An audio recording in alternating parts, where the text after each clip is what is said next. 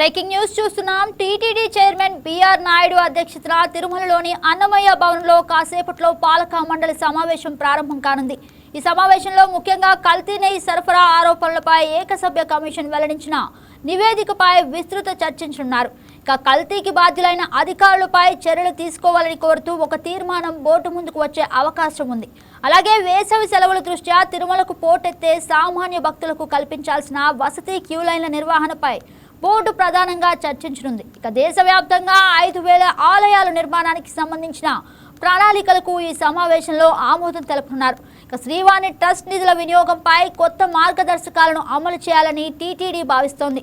తిరుమలలోని ప్రధాన రహదారులు, మాడవీధులు మరియు ముఖ్య ప్రాంతాల పేర్లు మార్పుపై బోర్డు చర్చించనుంది. దీంతో పాటు 86 కోట్ల రూపాయలతో తిరుమలలో నూతన పరిపాలనా భవన నిర్మాణానికి గ్రీన్ సిగ్నల్ ఇచ్చే అవకాశం కూడా ఉంది. ఇక టీటీడీ ఉద్యోగుల చిరకాల కోరికైన ఇళ్ల స్థలాల్లో మౌలిక సదుపాయాలు కల్పనకు నిధుల విడుదలపై చర్చించనున్నారు. అలాగే ఉద్యోగుల హెల్త్ ఇన్సూరెన్స్ పరిమితిని ప్రస్తుతం ఉన్న 3 లక్షల నుంచి 5 లక్షలకు పెంచే ప్రతిపాదనపై బోర్డు సానుకూల నిర్ణయం తీసుకోనుండే అవకాశం ఉంది.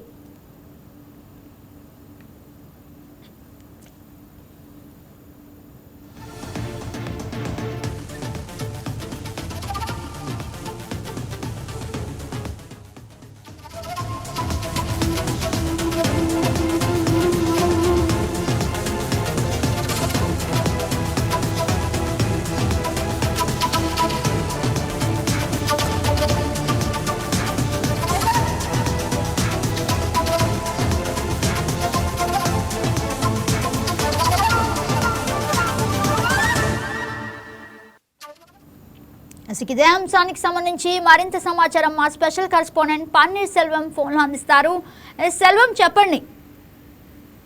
గుడ్ మార్నింగ్ గగన. ఏదైతే ఈరోజు టీటీడీ పాలక మండలి అంటే టీటీడీ చైర్మన్ బిఆర్ నాయుడు అధ్యక్షతన కూడా ఈరోజు 10:30 గంటలకు కూడా ఇటు అన్నమయ్య భవన వేదికగా కూడా పాలక మండలి సమావేశం జరగనుంది. దీంట్లో కూడా 79 అంశాలకు సంబంధించి కూడా పూర్తిగా కులంకుశంగా చర్చించి అనంతరం కూడా నిర్ణయాలు కూడా తీసుకున్నట్టు మనకు తెలుస్తుంది. ఇందులో చూసుకుంటే శ్రీవాణి ట్రస్ట్ ద్వారా చేకూరిన నిధులతో దేశవ్యాప్తంగా నిర్మిస్తున్న ఆటల కోసం ప్రస్తుతం కేటాయిస్తున్న నిధులను సడలించి మరికొంత 10 లక్షలు ఇస్తున్నటువంటి ఆలయాలకు 15 లక్షలు, అదేవిధంగా 15 లక్షలు ఇస్తున్నటువంటి ఆలయాలు 25 లక్షలు గ్రేడ్లు పరిగా కూడా నిధులు పెంచాలని ఇటు టీటీడీ పాలక మండలి కూడా భావిస్తుంది. అయితే దీనికి సంబంధించి కూడా ఇటు నిర్ణయం తీసుకున్నట్టు మనకు తెలుస్తుంది. అలాగే కొంతకాలంగా భక్తులు ఎదుర్కొంటున్నటువంటి శ్రీవాణి టికెట్లను పొందే క్రమంలో కూడా ఎదురవుతున్న సాంకేతిక సమస్యలను కూడా అధిగమించి భక్తులు మరింత సౌలభ్యంగా శ్రీవాణి టికెట్లను అందించేందుకు కూడా చేపట్టాల్సిన దానిపైన కూడా ఇటు బోర్డు అయితే కూడా నిర్ణయం తీసుకోనున్నట్టు కూడా మనకు తెలుస్తుంది. అదేవిధంగా చూసుకుంటే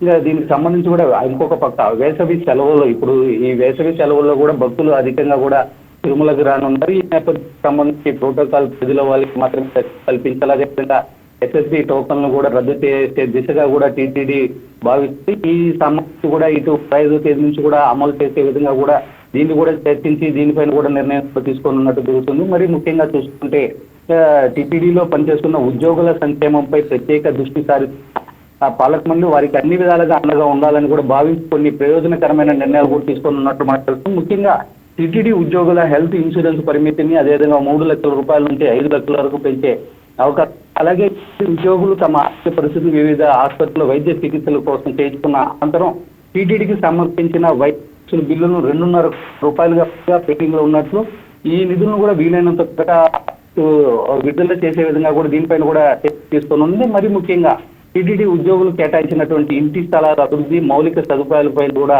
ఇటు తప్పను కూడా అంటే దీనిపైన కూడా కులంకుశంగా చర్చించి కూడా తీసుకున్నట్టు. మరీ ముఖ్యంగా దీంట్లో ప్రధానంగా మనం సంబంధించి కూడా చూసుకోవాల్సింది తిరుమలలోని శ్రీవారి ఆలయ 4 మాడవీధులు రహదారుల కూడలను కూడా శ్రీవారి భక్తాగ్రేసుల పేర్లు పెట్టాలని కూడా అధికారులు ఇప్పటికే నిర్ణయం తీసుకున్నారు. దీనిపైన కూడా చర్చించి నిర్ణయం తీసుకోనున్నారు. ఇంకా సంబంధించి కూడా చూసుకుంటే ఇక ప్రధానంగా విషయానికి వస్తే ఈ లడ్డూ కల్తీ నెయ్యి వ్యవహారానికి సంబంధించి కూడా ఇదివరకే టీటీడీ బోర్డు సభ్యులు భానుప్రకాష్ రెడ్డి గత 2 రోజుల ముందు కూడా ఒక ఆరోపణ చేసినటువంటి పరిస్థితి. ఏదైతే దినేష్ కుమార్ ఏకసభ్య కమిటీ ఉందో ఆ ఏకసభ్య కమిటీ ఇప్పటికే ప్రభుత్వానికి కూడా నివేదిక ఇచ్చింది. దీనికి ప్రధానంగా అన్ని పక్కా ప్లాన్ గానీ కల్తీ వ్యవహారం కూడా జరిగిందని చెప్పి కూడా ఆయన ఒక నివేదిక ఇచ్చినటువంటి పరిస్థితి.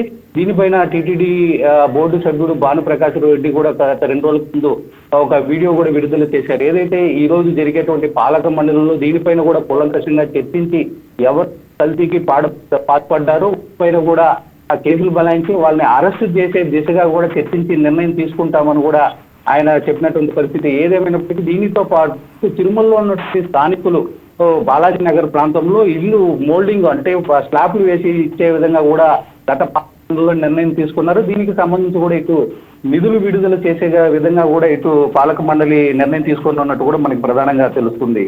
Jagan right Selvam, thank you for the update.